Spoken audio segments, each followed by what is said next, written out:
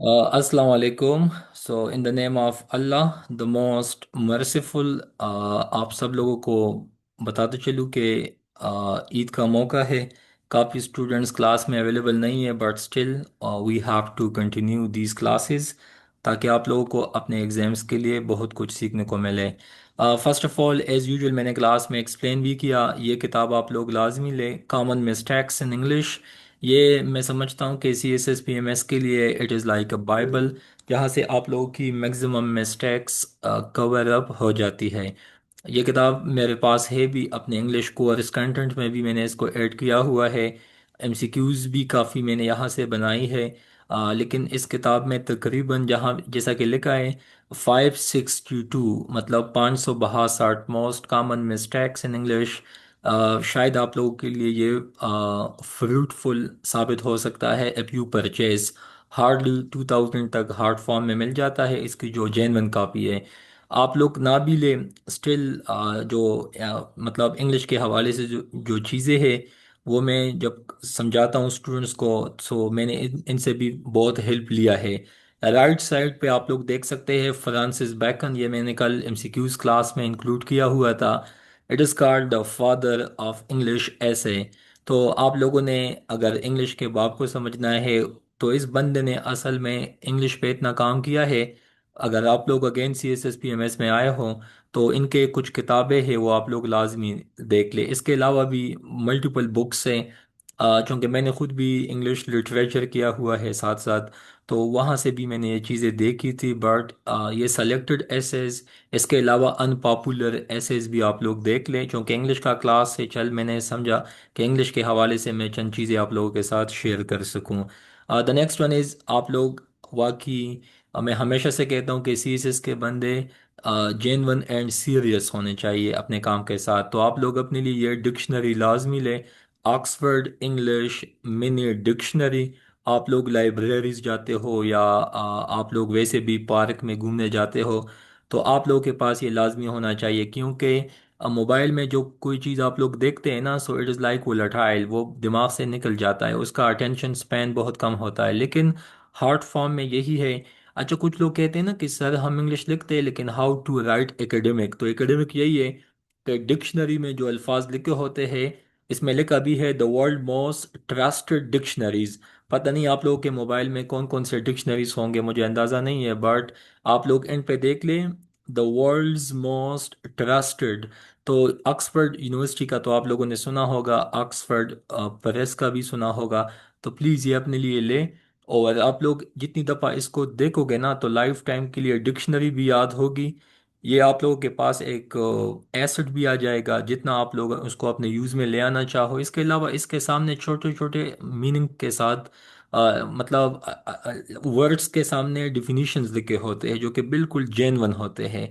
तो आप लोग अगर ऐसे में भी लिखोगे ना तो डेफिनेटली वो जो एग्जामिनर होता है, क्योंकि पाकिस्तान में यूके या ब्रिटिश इंग्लिश ही चलता है, तो ये भी आप समझे कि Oxford is also belongs to British, ठीक है। ये किताब आप लोग अपने लिए लाजमी ले, एकिंग C S S 45 books and 270 takeaways. ये किताब बहुत फ्रूटफुल साबित हो सकता है। ठीक है, एक और लफ्ज़ आप लोग अपने आज के बाद अपने डिक्श रजिस्टर के स्टार्ट पे लिखे कि a good reader is a good writer. मतलब जितनी क्वालिटी चीज़ों को आप लोग देखोगे, सो इनशाला उतनी ज़्यादा क्वालिटी आप लोगों की राइटिंग में आएगी। ठीक है, ये हो नहीं सकता कि आप पर टीचर बेकार फजूल चीज़ों को देखें और आप लोगों की राइटिंग में फ्लुएंसी आए, आप लोगों की राइटिंग में वो कहते हैं ना कि फ्लो आए। So you must have to focus on quality reading. आप लोग ये ऑक्सफोर्ड डिक्शनरी के बैकग्राउंड पे देख सकते हैं, न्यूज़पेपर को आप लोग देख सकते हैं कि हर लाइन के एंड पे मैंने लाइंस लगाए, क्योंकि मैं जब भी कोई चीज़ देखता हूँ आई डू मार्क, ताकि बंदा कोई चीज़ देखे तो फोकस होके देखे, ना कि आपका दिमाग अटेंशन कहाँ किसी और जगह पे हो। सो प्लीज़ ये आप लोगों के माइंड में होना चाहिए, ये चीज़ें आप लोग अपने लिए लें। उसके बाद ये किताब आप लोग अपने लिए ले सकते हैं प्रेस राइटिंग के लिए। इसमें छोटे छोटे फॉर्म में प्रेसेस लिखी है, लेकिन अब बाद में एडवांस लेवल पे भी आई है। तो जिन लोगों को मसला है आप लोग ये भी ले सकते हैं, ठीक है। उसके बाद हम आते हैं आज अपने टॉपिक पे, identification of noun, how to find out noun. One paper exam में रिस्पेक्टेड स्टूडेंट्स से ये पूछा जा सकता है कि नाउन की लोकेशन के हवाले से, तो नाउन सब्जेक्ट की जगह पे भी आ सकता है, ऑब्जेक्ट की जगह पे भी आ सकता है, प्रीपोजिशन के बाद भी आ सकता है, जेरंड फॉर्म में भी आ सकता है, इन्फिनेटिव फॉर्म में भी आ सकता है। ये मैं चीज़ें असल में ना आप लोगों को जस्ट हेडिंग्स बताता हूँ, हेडलाइंस बताता हूँ, बाद में डिटेल से I will explain. Countable noun and uncountable noun में पूछा जा सकता है, multiple times they ask in countable noun and uncountable noun में डिफरेंस, ये भी पूछा जा सकता है, लिटिल मच फ्यू मैनी में क्या फ़र्क है। उसके बाद नाउन तो चल ठीक है, आसान है, ये कुछ आप लोग देख सकते हैं। जितने आप लोगों के एपीएससी के रिकमेंडेड बुक्स है उनको स्टडी करने के बाद उनसे मैंने क्रक्स निकाली है, ये पॉइंट्स आप लोग यहाँ पे देख सकते हैं। ये मैं बताता हूँ, आई आई हैव टू एक्सप्लेन, ठीक है। सो आप लोगों को ये चंद चीज़ें हैं जो कि अगर आप लोगों ने सही मानों में कंसेप्चुअलाइज किए तो सीएसएस एग्जाम में सबसे मुश्किल जो पेपर्स होते हैं अगेन ऐसे एंड प्रेस है। मैं समझता हूँ कि जिस बंदे को प्रेस से नहीं आता उसको ऐसे भी उसका कभी क्वालिफाई होगा नहीं, क्योंकि प्रेस के पेपर में आपकी फाउंडेशंस बन जाती है। ऐसे में बस आप लोग लिखते हैं, लेकिन वो लिखना किस तरह है, उनकी technicalities, sentence structure, transformation of sentences, उसके अलावा paragraphing, subject verb agreement, conjunction, preposition, noun, pronoun, तो ये चीज़ें तो ऐसे में नहीं आते, ये तो प्रेसे में आते हैं, ठीक है। इसी वजह से प्लीज़ आप लोग इन पे भी फोकस दें।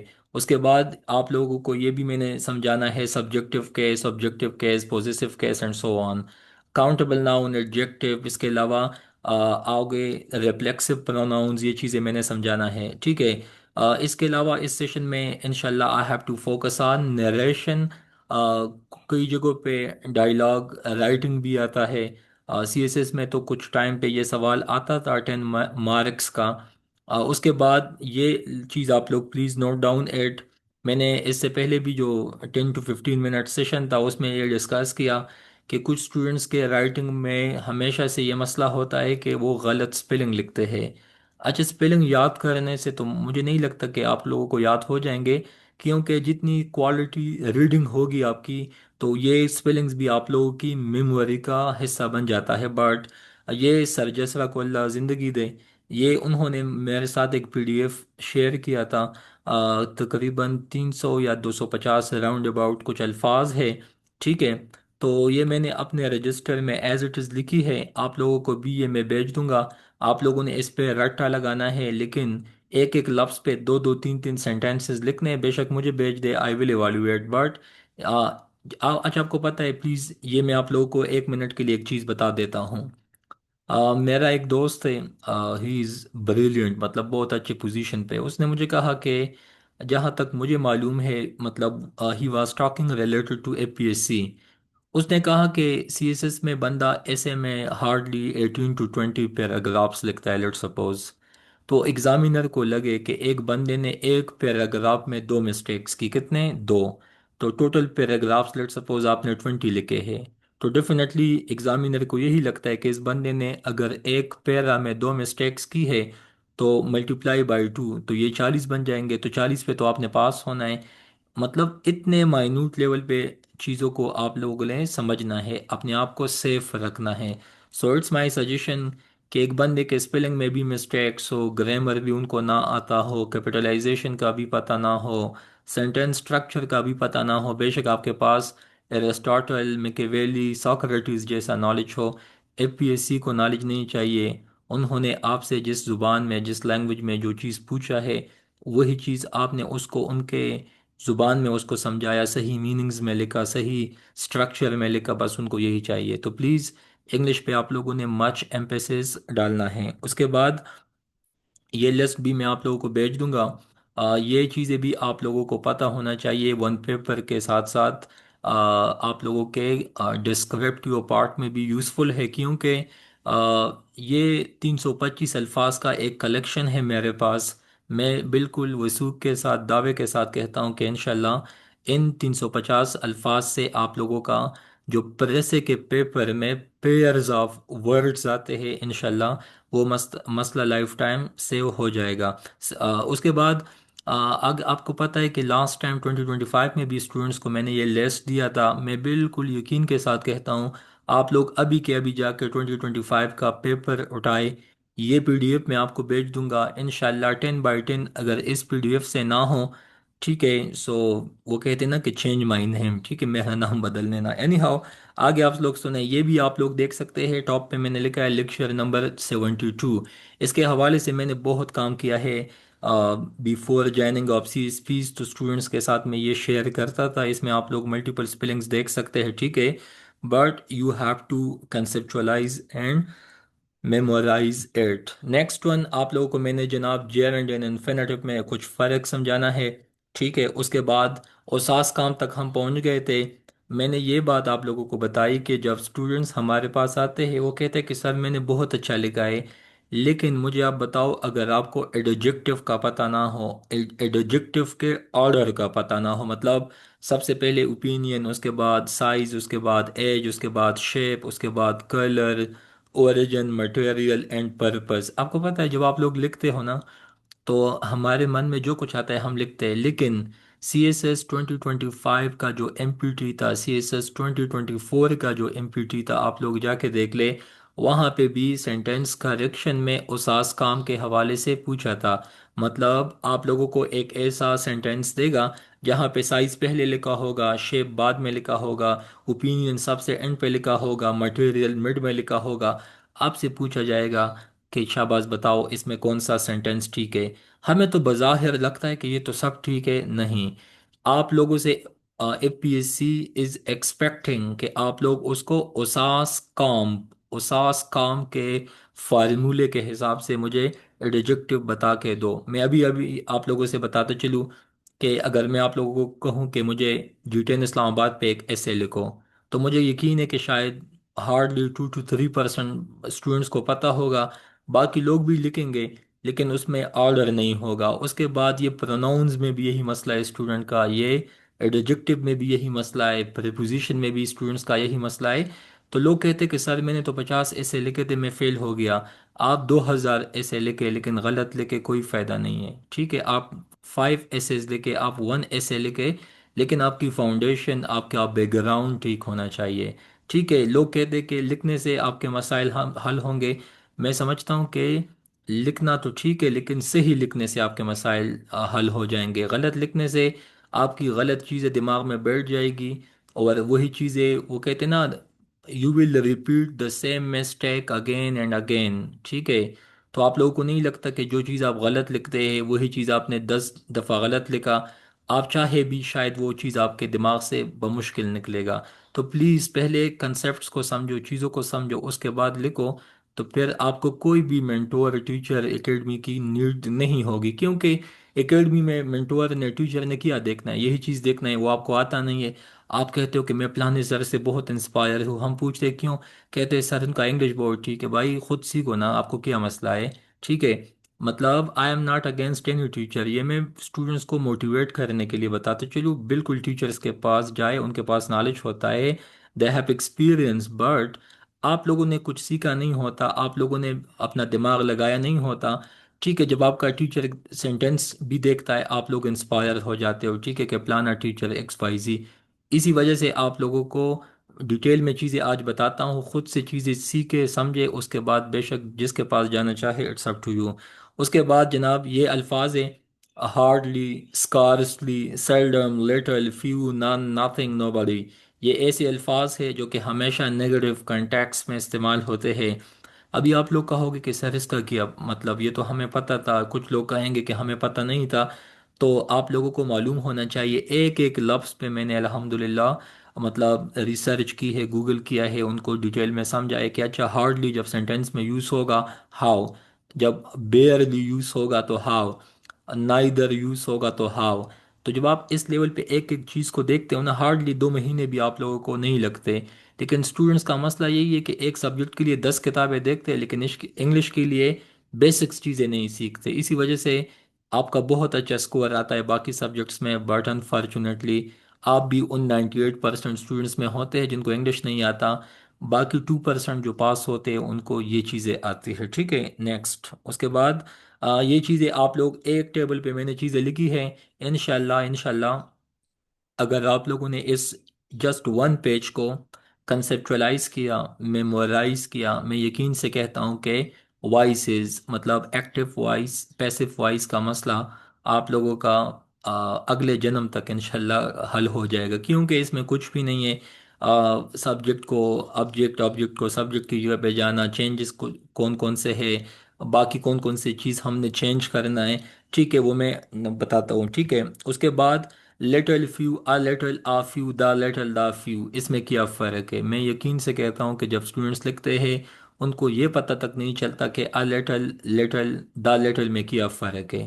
तो आप लोगों ने a little, the little, little गलत लगाया, एग्जामिनर को तो पता है। ठीक है, और उनको तो बिल्कुल सामने नज़र आता है। ठीक है, तो इसी वजह से आप लोगों ने ये चीज़ें भी समझनी है। उसके बाद आप लोगों को अगर मोर देन 2000 एक्सरसाइजेस चाहिए, ठीक है, जहाँ पे मैं समझता हूँ कि इंशाल्लाह उसके बाद आप यूपीएससी का पेपर उठाओगे या सीएसएस का या केपीपीएमएस का या पीपीएससी का जो भी है, मैं चैलेंज के साथ कहता हूँ कि इंशाल्लाह आप लोगों को ये मसला एटलीस्ट नहीं रहेगा। आप लोगों के सामने कुछ सेंटेंसेस मैंने लिखी है।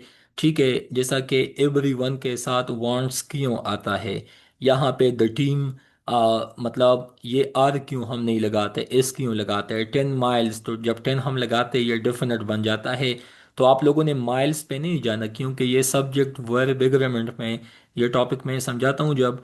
लेकिन जब कोई चीज़ हम डेफिनेट बनाते हैं, 5 kg, 5 माइल्स, 10 माइल्स, तो फिर इसके साथ सब्जेक्ट वर्ब एग्रीमेंट में आ, इस तरह के सेंटेंसेस में वर्ब सिंगुलर लगेगा। ठीक है, the quality of the apples, अभी एप्पल्स को आप लोग देख ले तो एप्पल्स तो प्लूरल है, लेकिन ऑफ जो है ना प्रीपोजिशन, याद रखे प्रीपोजिशन से पहले जो सब्जेक्ट आता है उसके हिसाब से वर्ब लगता है। तो यहाँ पे quality of the apples is लगेगा, ना कि आर लगेगा। ये भी सेंटेंस करेक्शन में पूछा जा सकता है, कुछ स्टूडेंट्स को आता है, काफ़ी स्टूडेंट्स को तो सब्जेक्ट वर्ब एग्रीमेंट का नाम सुनते ही उनके उनका पसीना स्टार्ट हो जाता है। मेरा काम है आप लोगों को इन्फॉर्म करना, अलार्म देना, इंस्ट्रक्ट करना। ठीक है, आप लोगों ने मायूस नहीं होना, घबराना भी नहीं है। ठीक है, but you have to be motivated कि एटलीस्ट अगर कुछ नए सीखने को आज आप लोगों को मिल रहा है, so you must be thankful to your self कि आप लोगों ने इस टाइम पे, जो कि सोने का टाइम है, आप लोगों ने टाइम निकाला। ठीक है, अभी आप लोगों को मैं कैपिटल सब्जेक्ट वर्ब एग्रीमेंट में के कुछ रूल्स बताऊंगा, समझाऊंगा। लेकिन आपको पता है कि ये अल्फाज जहाँ पे भी आए, as well as, with, along with, together with, besides, including, excluding, in addition to, accompanied by, rather than, except, please note down it. हमेशा आप लोगों ने सब्जेक्ट पे जाना होगा। सब्जेक्ट सिंगुलर तो इसका वर्ब भी सिंगुलर, सब्जेक्ट प्लूरल तो द सेम केस। यहाँ पे आप लोग देख सकते हैं the television along with the radio, तो यहाँ पे इज आएगा या आर फॉर सेल। तो मैंने टॉप पे बताया है कि along विद, तो along विद से पहले जो सब्जेक्ट आया होगा उसके हिसाब से आप लोगों ने वर्ब लगाना होगा। टेलीविजन कितने हैं? एक टेलीविजन है, तो एक टेलीविजन के लिए इज लगेगा। ओके, उसके बाद जब कंजंक्शन लगता है तो डेफिनेटली दो आइडियाज, अच्छा जहाँ पे दा लगता है ना तो कोई भी चीज़ डेफिनेट बन जाता है, प्रॉपर बन जाता है। The television and the radio, तो डेफिनेटली दो सब्जेक्ट हैं, तो यहाँ पे उस हिसाब से वर्ब भी प्लूरल लगेगा। उसके बाद ये प्लीज़ आप लोग लाजमी याद रखें, कुछ शार्ट वोकैब भी है लेकिन फ्रेजेस भी है, जो कि आप लोगों के लिए बेनिफिशियल साबित हो सकता है। अच्छा, ये मैंने एपीएससी के कुछ पास्ट पेपर उठाए हैं, आप लोगों को मैं जस्ट समझाना चाहता हूँ कि कौन कौन से डोमेन से एपीएससी सवालात उठाता है। आप लोग टॉप पे देख ले, identify the grammatical function of the underlined. तो मुझे आप बताओ, एडवर्ब का पूछा है, आर्टिकल का पूछा है, adverb of time, adverb of frequency, adverb of manner. अच्छा, please note down at MPT, note down at please MPT. MPT जो फार्मूला है ना, ये एडवर्ब के लिए इस्तेमाल होगा। प्लीज़ ये मैं लिखता भी हूँ ताकि आप लोगों को पता चले। MPT, MPT, MPT, M for adverb of manner, P for adverb of place, T for adverb of time. जहाँ पे ये तीन चीज़ें आएगी तो सबसे पहले आप लोगों ने मैनर लिखना होगा, उसके बाद प्लेस लिखना होगा, उसके बाद टाइम लिखना होगा। जबकि एडवर्ब में आप लोगों को मैंने बताया उसास, उसास का चलो वो तो मैंने स्लाइड पे बता भी दिया, लेकिन ये M P T, M for manner, ठीक है। तो ये चीज़ प्लीज़ याद रखें कि जब अगर आप लोगों ने ऐसी कोताही की, examiner will punish you. Empty वैसे भी ये क्लासेस भी है एमपीटी के लिए, तो एमपीटी आप लोगों ने फॉलो करना है एडवर्ब में, डिस्क्रिप्टिव पार्ट में भी, सीएसएस पीएमएस के एसएस में भी, वन पेपर पार्ट में भी। यहाँ पे इसी वजह से एपीएससी चाहता है कि आपको मतलब कंफ्यूज करें। तो वो जब एमपीटी के हिसाब से आप लोग नहीं लिखोगे, definitely examiner will punish you in the form of failure। respected students, conjunction आप लोग देख सकते हैं। उसके बाद कुछ अल्फाज ऐसे पूछेंगे जैसा कि directions in each of the following questions out of the given alternatives। मुझे कुछ स्टूडेंट कहते हैं कि सर ये अल्टरनेटिव क्यों आप लिखते हैं, तो ये एपीएससी लिखता है। एपीएससी चाहता है कि चल आपको इस लफ्ज़ पे भी कंफ्यूज करें, क्योंकि एपीएससी चाहता है कि जीनियस लोग मेरिट पे टॉप पे आए। अल्टरनेटिव का मतलब है कि सिमिलर मीनिंग या सिनोनिम के मीनिंग में आप चीज़ देख सकते हैं। कुछ लोगों को लगता है ना कि आप लोगों ने लेट सपोज सिनोनिम्स याद किए, एक लफ्ज़ के आपने 50 सिनोनिम्स याद किए, उन सिनोनिम में कोई भी आपने उठाया, पेपर में लिखा, एग्जामिनर इस तरह के वोकेबलरी को वो फ्लावरी लैंग्वेज या बोम्बास्टिक लैंग्वेज कहता है। आप लोगों को मैंने टॉप पे ऑक्सफोर्ड डिक्शनरी इसलिए मेंशन किया कि वहाँ पे हर लफ्ज़ का अपना एक मीनिंग होता है। हमें यही लगता है ना जब हम सीएसएस में आते हैं कि सिनोनिम एंटोनिम्स को याद रखो तो आपका काम हो जाएगा। एक सिनोनिम को चल किसी को इम्प्रेस करने के लिए एक सिनोनिम को आपने डेवलप किया, अगली जगह पे आपने उस जगह की बजाय कोई और सिनोनिम लिखा, ये बिल्कुल गलत प्रैक्टिस है। इसी वजह से जब आप लोग डिक्शनरी पे जाते हो हर लफ्ज़ का कंटेक्सचुअल मीनिंग अलग होता है, ठीक है। उसके बाद आप लोग यहाँ पे देख सकते हैं सिग्निफाई, अनस्टाइलिश, बैंकरप्ट।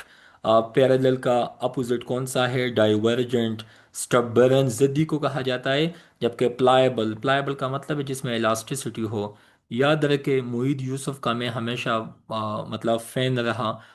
उससे मैंने एक बात सुनी थी एनडीयू में कि इंसान को हमेशा इवन अपने दुश्मन पे भी दरवाजे बंद नहीं करने चाहिए, क्योंकि there is always space for negotiation, dialogue, diplomacy, ठीक है, डिस्कशन।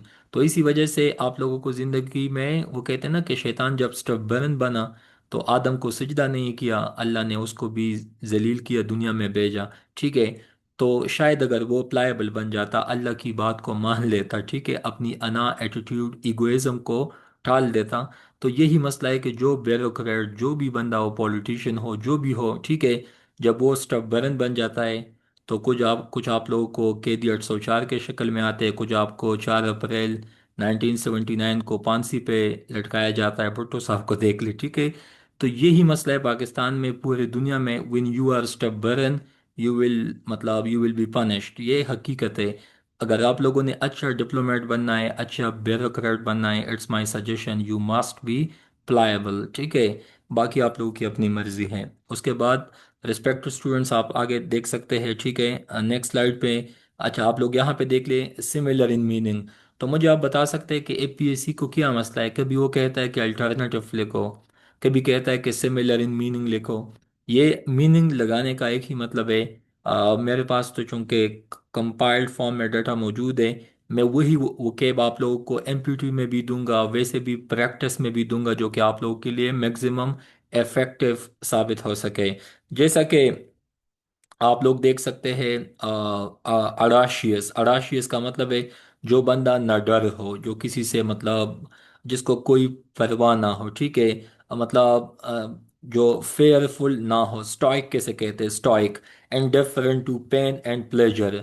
अच्छा इस तरह के इंसान को सैडिस्टिक भी कहा जाता है, जो कि बाकी लोगों के गम से, तकलीफ से मज़ा उठाता हो, जिस तरह एप्स्टन फाइल्स में आप लोगों ने देखा था, he was also a sadistic one. उसके बाद आगे फेब्रिकेट तो चल ठीक है, आसान है। इंडोलेंट, इंडोलेंट का मतलब है लेजी, ठीक है। उसके बाद ये आप लोग एक लिस्ट है, आप लोग please do memorise it in everyday use. जब आप लोग इस तरह के अल्फाज बोलते हैं, स्मेल का सेकंड फॉर्म स्मेल्ड, स्मेल्ड। उसके बाद sow, sowed, sown. Speak, spoke, spoken. Spell, spelled, spelled. Spend, spent, spent. ये कुछ अल्फाज हैं, शायद कई दफ़ा मुझ समेत हम पाकिस्तानी गलत भी बोलते हैं, बट ठीक है, ये तो हमने सीखना है ना, ये हमारा काम है सीखना एंड सिखाना। तो आप लोगों को भी मालूम होना चाहिए कि कुछ फ्रेजेस या सेंटेंसेस या पार्ट ऑफ स्पीच में कुछ अल्फाज ऐसे हैं जो कि लाजमी आप उसको उसी फॉर्म में बोले, उसी स्पेलिंग्स में बोले, तो it will look decent form, ठीक है। अच्छा, आप मुझे बता सकते हैं कि आप लोग क्लास से सेटिस्फाइड हैं? Is it make sense? Please शाबाश सब बताएं। जी। आफ्ताब आलम, शाबाश। सिर्फ आप हैं? ओमान, सफ़िया, बिलावल, ओके, काजी, इनाम। बाकी सोए हैं या जागे हैं, जनाब? ओके, कौसर, नईम, ओके जनाब। Next one, Osama, Bushra, okay, thank you. Bisma, ठीक है, thank you so much. Adil साहब। अच्छा, मुझे आदिल अमीन साहब इस बात पे पसंद है कि ये डे फर्स्ट से क्लास में मौजूद है, अभी तक माशाल्लाह एक्टिव है। So very thankful to you कि आपने इतना टाइम दिया हमें, हमें इतना बर्दाश्त किया, ठीक है। हफ्सा, थैंक यू, ओके, शाबाश, गुड। अच्छा, आगे आप सुने। ये वोकेबलरी आप लोग देख सकते हैं। मैं आपको पता है, मतलब जो मैं कहता हूँ हमेशा से, कि अगर आप लोग एपीएससी का सिलेबस उठा के देख लेना, तो वहाँ पे भी लिखा है कि ये जो न्यूज़पेपर है पाकिस्तान का डॉन। अगेन मैं आप लोगों को एक मिनट में जो चीज़ समझाने वाला हूँ, इस दफ़ा भी कुछ लोगों ने सीएसएस क्वालिफाई किया। आप लोग प्लीज़ मेरी बात के साथ डिसएग्री कर सकते हैं।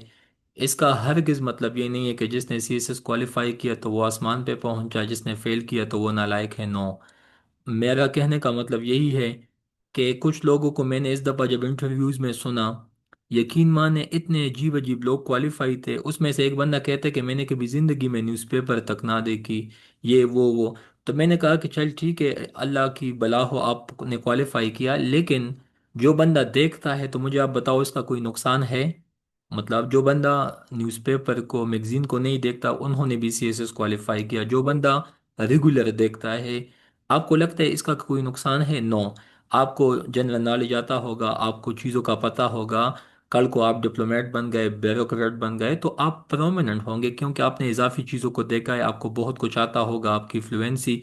मिसाल के तौर पे कितने ब्यूरोक्रेट्स है पाकिस्तान में, लेकिन अली बाबा खेल क्यों डॉन में लिखता है? क्यों वो फारिग बने? नो, ही इज़ डीआईजी, उनके पास पैसा भी है, जॉब भी है, बट स्टिल वो डॉन में क्यों लिखता है? पागल है। नोआ पे आता है, बाकी माशाल्लाह सी एस पीज अकेडमी से काफ़ी लोग लिखते हैं। तो मुझे आप बताओ कि न्यूज़पेपर आप लोगों के लिए बहुत बेनिफिशियल है। जो बंदा इसको नहीं मानता, मैं समझता हूँ कि वो ब्यूरोक्रेट बन के भी, सॉरी टू से, ही विल बी डफर, क्योंकि उनको ये तक नहीं पता चलता कि दुनिया के वाक़यात क्या है, मुल्क के जियो पॉलिटिकल मसाइल क्या है। तो न्यूज़पेपर का ये मतलब नहीं है कि वो आपको सीएसएस पास कराएगा, बल्कि you will be an informed citizen, you will be a civilize citizen. जितने भी ब्यूरोक्रेट्स हैं पाकिस्तान में, सुबह 8 बजे उनके ऑफिस में डॉन न्यूज़पेपर पहुंचा जाता है, क्योंकि it is the most impartial, मतलब ये किसी भी इलाकाई तासुब से, ज़ुबान से, किसी भी पॉलिटिकल पार्टी एफिलिएशन से बालातर है। इसको कैद आज़म साहब ने लॉन्च किया था 1941 में, बाद में 1942 में इसने काम स्टार्ट किया है। नॉन वर्ड अभी तक इंटैक्ट है। सो प्लीज़, ये वोकेबलरी आप लोगों के सामने लिखा है, डॉन न्यूज़पेपर, डॉन न्यूज़पेपर। तो मैं 2017 से ये चीज़ देखता हूँ। इंशाल्लाह मैं आज इस पोजीशन पे हूँ कि आप लोगों को आई एम टीचिंग, आप लोगों से पहले थाउजेंड्स ऑफ स्टूडेंट्स को समझाया, सिखाया, और अल्हम्दुलिल्लाह जितने भी स्टूडेंट्स को समझाया, इस बात पे बहुत खुशी है। अल्लाह का बहुत फजल है कि आज तक किसी ने किसी भी जगह पे बीट नहीं किया, क्योंकि सब के सब ने एंड पे यही कहा कि sir you have done hard work. तो हार्ड वर्क आप भी कर सकते हैं, क्योंकि जब आप चीज़ों को देखते हैं, आप चीज़ों को सीखते हैं, आप चीज़ों को देखते हैं। सो इट्स माय सजेशन कि G10 में न्यूज़पेपर हर घर तक आता है, किसी को के पास नहीं आता। महीने के हार्डली 1200 1300 रुपये बन जाते हैं। मैं नंबर भेज दूंगा, बंदा आपके फ्लैट तक, आपके हॉस्टल तक आएगा, न्यूज़पेपर देगा, बेशक पैसे आप मंथ के एंड पे दे, लेकिन प्लीज़ आर्टिकल्स ओपिनियन से आप लोग अपने एनालिसिस को, वोकेबलरी को, एक्सप्रेशंस को आप लोग देख सकते हैं। मेरे साथ 5 रजिस्टर है, कितने, 5।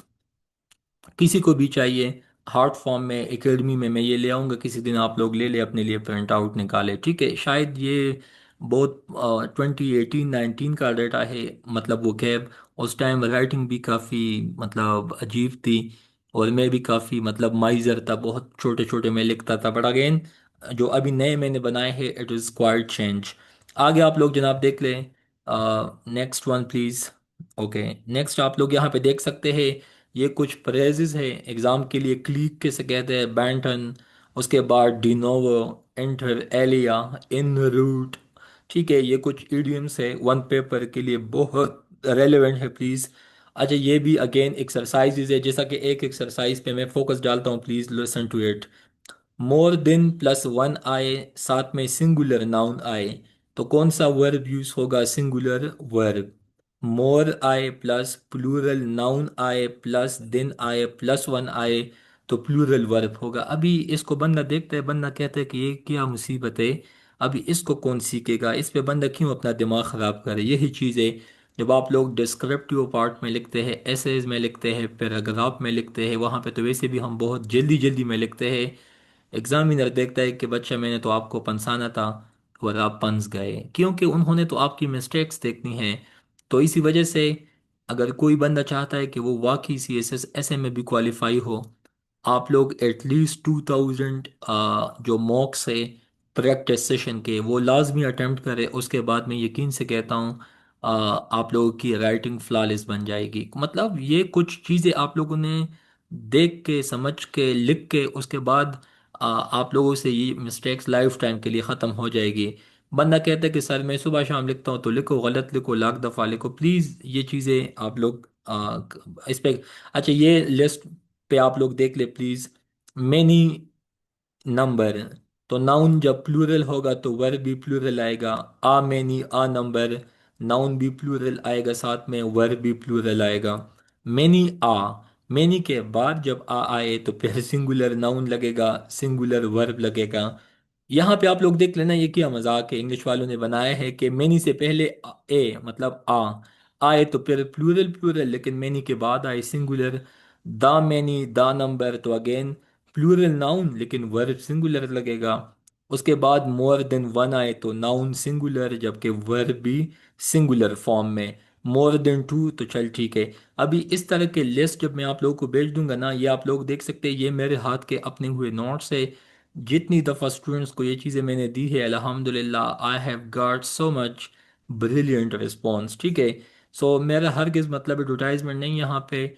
जिसने समझना है वो समझे, जिसने नहीं समझना अल्लाह करे कि आपका किसी और जगह से भला हो, बट जो चीज़ें मैंने समझानी है, इसका बेसिक मोटिव यही है कि आप लोग इन्फॉर्म्ड बने, आप लोगों को अभी से पता होना चाहिए that what you have to do, ठीक है, इन अ स्मार्ट वे। उसके बाद अगेन वही एक्सरसाइजेज है, जैसा कि मैंने बताया, he as well as his children honest. तो यहाँ पे अभी आप लोग देखोगे कि चिल्ड्रन तो जो है, ठीक है, ही भी आया है तो होना तो आर चाहिए, लेकिन जब एज विल एज लगा तो एज विल एज से पहले आप लोगों ने सब्जेक्ट को देखना है। उसके बाद यहाँ पे आप लोग देख ले द बॉयज हु, ये जो हु लफ्ज है ना, अगेन आप लोगों को मैं आगे इंशाल्लाह समझाऊंगा, ठीक है, रिफ्लेक्सिव प्रोनाउंस के हवाले से। तो रिफ्लेक्सिव प्रोनाउन में, ठीक है, रूल ऑफ प्रोक्सिमिटी का कंसेप्ट मैंने समझाना है। तो उसके हिसाब से वैसे भी बॉयज़ ज़्यादा है तो आर लगेगा, लेकिन यहाँ पे हु के साथ किया लिंक है, उस हिसाब से हमने वर्ब लगाना है। उसके बाद नाइदर ऑफ द स्टोरीज, अभी स्टोरीज जो है ये तो प्लूरल है, दा भी साथ में लगा है, लेकिन जब ऑफ आया तो ऑफ तो प्रीपोजिशन है, प्रीपोजिशन के बाद ऑब्जेक्ट आता है, लेकिन हमने प्रीपोजिशन से पहले सब्जेक्ट को देखना है, तो सब्जेक्ट नाइदर है। नाइदर हमेशा सिंगुलर कंटेक्स्ट में यूज होता है, ठीक है।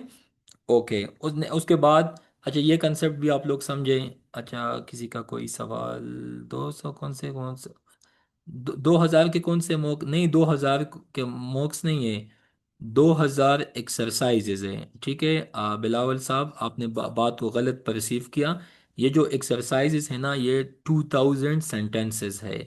जब 2000 सेंटेंसेस है, ठीक है, तो उसका मैंने असल में आप लोगों को वो प्रैक्टिस आप करें, उसके बाद इंशाल्लाह जितने भी कंसेप्ट से अराउंड अबाउट वो आप लोगों के सॉल्व हो जाएंगे, ठीक है। हाँ, यही मेरा मतलब था। एल वाई जहाँ पे लगता है तो वो एडवर्ब बन जाता है। एडजेक्टिव में जब आप एल वाई लगाते हैं तो वो भी एडवर्ब बन जाता है। जब नाउन में आप लोग एल वाई लगाते हैं वो एडजेक्टिव बन जाता है। But again, adverb and adjective में क्या फ़र्क है? वैसे नॉर्मली रूल्स तो यही है, जब हम किसी चीज़ में एल वाई लगाते हैं हमें लगता है कि इट इज़ एडवर्ब। लेकिन जब वही एल वाई आप एडजेक्टिव में भी लगाते हैं, उसके बाद नाउन के साथ जब एल वाई लगाते हैं, ठीक है, तो आप लोग इस चीज़ को भी समझें। उसके बाद कैंडिडेट्स आप लोग नेक्स्ट चीज़ों को समझें। ओके।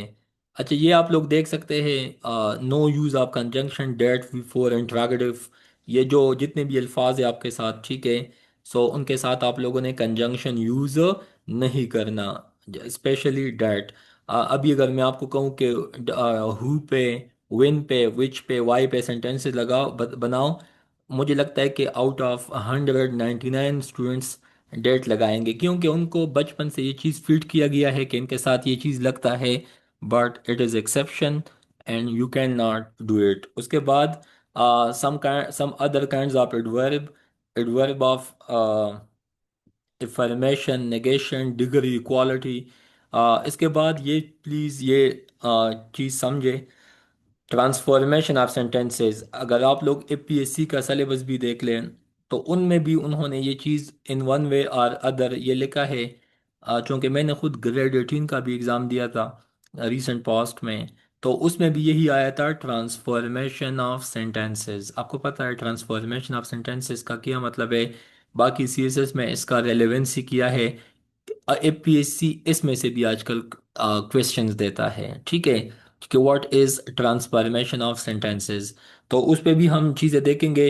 मुझे आप बताओ कि इन्वर्जन जो सेंटेंसेस है, अगर आप लोगों को अभी तक पता था तो ठीक है, नहीं पता था तो फिर ये अफसोस का मकाम है, क्योंकि सीएसएस के साथ साथ एपीएससी तमाम के तमाम वन पेपर एग्जाम्स में इन्वर्जन के हवाले से सेंटेंसेस डालता है। इसका मतलब यही है कि नॉर्मली सेंटेंस में सब्जेक्ट आता है, बाद में वर्ब और ऑब्जेक्ट, लेकिन इन्वर्जन में वर्ब पहले आएगा, फिर सब्जेक्ट आएगा, फिर ऑब्जेक्ट आएगा, ठीक है। जैसा कि he is going to school, is he going to school, ठीक है।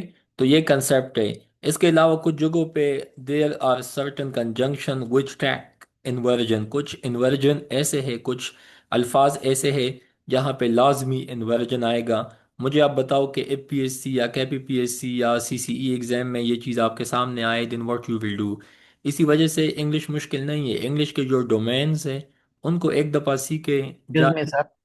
जी, बाइक। सर काइंडली इसको हाँ, थोड़ा जूम कीजिएगा, नजर ओके नहीं आ रहा ओके सही से। ओके ओके ओके, ये तो आसान है, ठीक है। ये इन्वर्जन आप देख लें। इन्वर्जन का मतलब है इनवर्स या opposite, when verb come before the subject, generally inversion takes place in interrogative sentences. जैसा कि he is going to school, is he going to school. इसके अलावा बाकी भी कुछ सेंटेंसेस हैं, हार्डली शी। अच्छा, ये जितने भी है ना, यहाँ पे भी मैंने लिखा है hardly does she help me. But again, inversion पे जो एक्सरसाइजेज है, ठीक है, वो भी कम अज़ कम 50 to 60 सेंटेंसेस है, वो भी आप लोग लाजमी सॉल्व करें। Do participate, do attempt it, इंशाल्लाह you will learn inversion by heart. मतलब तमाम के तमाम कंसेप्ट्स आप लोगों को समझ में आ जाएंगे। उसके बाद सब्जेक्ट वर्ब एग्रीमेंट पे आता हूँ। आप लोगों को पता है कि जब से दुनिया बनी है उस टाइम से लेके आज तक दो लोगों ने, मतलब वो कहते हैं ना कि ये लोग छिमीलियन ना बने, इन दोनों ने एक साथ बेवफाई नहीं की। वो यही है कि जब सब्जेक्ट सिंगुलर होगा, वर्ब कहता है कि मैं भी हमेशा सिंगुलर रहूँगा। लेकिन जब सब्जेक्ट प्लूरल बन जाता है, वर्ब भी कहता है कि चल मैं भी आपके साथ प्लूरल बन जाता हूँ। ये उसूल लाजमी याद रखें कि जब सब्जेक्ट सिंगुलर होगा, वर्ब कंफर्म सिंगुलर होगा। तो ये सब्जेक्ट वर्ब एग्रीमेंट तीन चीज़ों को आप लोगों ने लाजमी समझना है। The first one is noun, the second one is pronoun, the next one is verb. याद रखें ये तीन चीज़ें हैं, note note. Three things have singular and plural. बाकी इंग्लिश की दुनिया में किसी भी चीज़ का सिंगुलर प्लूरल नहीं बनता, मतलब जिस फॉर्म में वो हो वो उसी फॉर्म में होता है। मतलब कंजंक्शन का किया सिंगुलर प्लूरल बनाना है, या प्रीपोजिशन का, या तो। लेकिन द थिंग इज के नाउन बॉय बॉयज, ठीक है।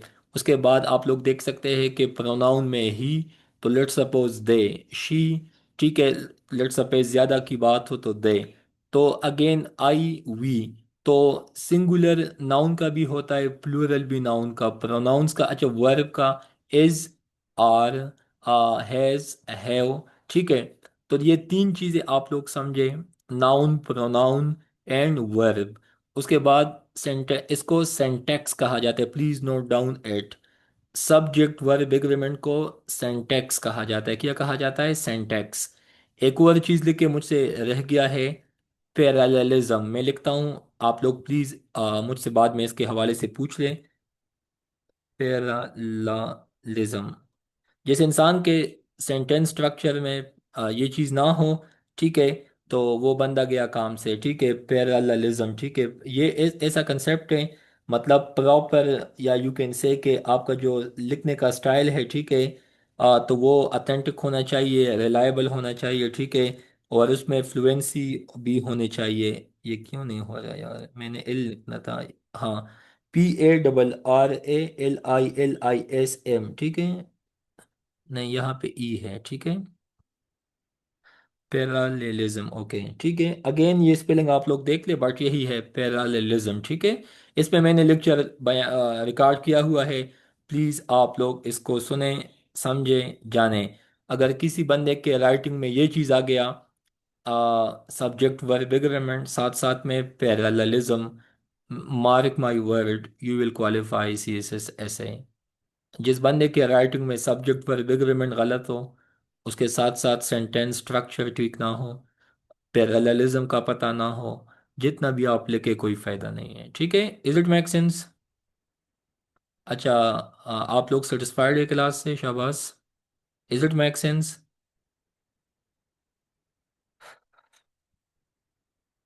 ओके, ओके, शाबाश। Okay, okay. अच्छा, हम भी इंसान हैं, अगर कोई चीज़ हम वो आप कहते हैं ना कि गलती में भी, मतलब अनजाने में भी गलत बोले, तो आप हमें माफ़ कर सकते हैं, क्योंकि हम भी आपकी तरह टीचर से, आप लोगों के दोस्त है, भाई है, ठीक है। तो इसका हरगिज़ मतलब नहीं है कि सब कुछ हमें आता है। हमने भी आप लोगों से बहुत कुछ सीखना है। तो apart from gossip, I don't mind it, but कोई भी चीज़, मतलब लेट्स सपोज अनजाने में भी मुंह से गलत निकले या स्लिप ऑफ द टंग हो, सो यू कैन पार्डन अस, ठीक है। हमारा मोटिव यही है कि सीखना और सिखाना, ठीक है। आप लोगों से भी मैंने बहुत कुछ सीखना है। सो इट डजेंट मीन कि बस सब कुछ मुझे आता है, ठीक है। Thank you. अच्छा, तो ये सब्जेक्ट वर्ब एग्रीमेंट के सामने मैंने लिखा है syntax, please note down it, ये भी याद रखें। उसके बाद आगे आप लोग आए, ठीक है। अच्छा, ये आप लोग देख ले, ये टेबल आप लोग स्क्रीनशॉट ले, जो भी है मैं भेज दूंगा भी। लेकिन nominative case, subjective case, objective case, positive case के आगे फिर दो केसेस है, positive adjective and positive pronoun, please note down it. ये टेबल आप लोगों को आना चाहिए। नॉमिनेटिव केस को उसके बाद ऑब्जेक्टिव केस, और पॉजिटिव केस को जेनेटिव केस भी कहा जाता है, बट शॉर्टली ये समझे कि nominative case, objective case, positive case, उसके बाद first person, second person and third person को भी आप लोगों ने बिल्कुल डिटेल में समझना है। अच्छा, प्लीज़ ये तीन चीज़ें याद रखें। जेरंड कैसे कहते हैं, इन्फिनेटिव कैसे कहते हैं, पार्टिसिपल कहते हैं। ये तीन चीज़ें आप लोगों से किसी भी एग्ज़ाम में again and again they will ask, so you must know about it. उसके बाद अगेन ये APSC के कुछ पास्ट पेपर है, filling the blanks with the appropriate words, ठीक है। तो यहाँ पे कई दफ़ा आप लोगों से मतलब इस तरह के सेंटेंसेस पूछेंगे कि $100 क्यों नहीं आया, डॉलर क्यों आया है। तो यहाँ पे फिर आप लोगों ने नाउन एंड एडजेक्टिव का कंसेप्ट समझना है, बट आप लोग यहाँ पे देख ले, इनटू, टू, वर्ड, अबाउट, ठीक है, रायोज, आप लोगों ने ये देखना है कि कौन सा सेंटेंस है, कौन सा पार्ट ऑफ स्पीच है, कौन सा प्रीपोजिशन है। उसके बाद आप लोगों ने यहाँ पे एडजेक्टिव का भी पूछा है। तो ये अगेन आप लोग देख लेना कि फिलिंग द ब्लैंक्स में आप लोगों के ग्रामर पार्ट से डिटेल में चीज़ों का पूछा है। कोई ऐसी टॉपिक नहीं है कि आप लोगों ने बस एक चीज़ को याद किया, काम हो गया। आप लोगों को लगता है कि अभी तक आप लोगों ने जो भी एकेडमी से जिसका ताल्लुक है, उन किताबों से जो कुछ आप लोगों ने सीखा है, वो चीज़ें कितनी एप्लीकेबल है यहाँ पे जो चीज़ आप लोगों को देखने को मिलता है, ये चीज़ें कितनी एप्लीकेबल है। So please come out of illusion, hallucination and delusion and be realistic one, ताकि आप लोग जेन्युइनली चीज़ों को देखें, उसके बाद अपना भी इनपुट डालें। हमारे साइड से जो हेल्प हो सकता है डेफिनेटली इंशाल्लाह वी विल डू। यहाँ पे रिस्पेक्टेड कैंडिडेट्स आप लोग यहाँ पे देख सकते हैं जैसा कि this is the best that we can do. अच्छा, डीसी वी के साथ अवर्सेलोस क्यों आएगा? क्योंकि अवर्सेल्फ सिंगुलर, अवर्सेलोस प्लूरल। आई के साथ तो हम एम ठीक है। ओमेनस किसे कहते हैं? वाओ। Interjection hush. ठीक है। अच्छा, आप लोगों को पता है डोनाल्ड ट्रंप का अभी जो केस बना था, वो हश मनी का जो केस है, डिटेल में नहीं जाना चाहता, बट अगेन वो हश मनी का जो कंसेप्ट था, डोनाल्ड ट्रंप का जो स्कैंडल था, वो आप लोग देख सकते हैं। But again, I write an ऐसे, ये कौन सा सेंटेंस है? Simple, she said that she was happy. ये डायरेक्ट है या इनडायरेक्ट है? I am happy and content, content का फिर यहाँ पे क्या मतलब है?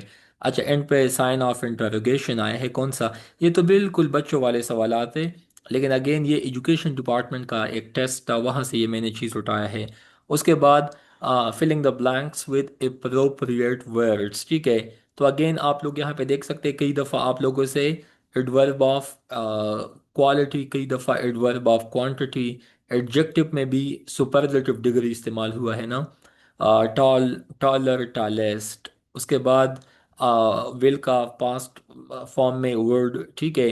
उसके बाद सेंसिटिव, चल ये तो आसान है। तो इस तरह के सेंटेंसेस भी आ सकते हैं, मतलब कई दफ़ा वो आप लोगों का वोकेब या एक्सप्रेशन में भी they can ask question. Again यहाँ पे आप लोग देख सकते हैं nothing, it is nothing else but prize, nothing else but. ठीक है। अगेन आप लोगों को जो प्रीपोजिशन है वो डिटेल में समझना है। ठीक है, ख्वाह वो फिक्स्ड वन हो या जो नॉर्मल प्रीपोजिशन है हमारे पास। many classes of animal have become extinct।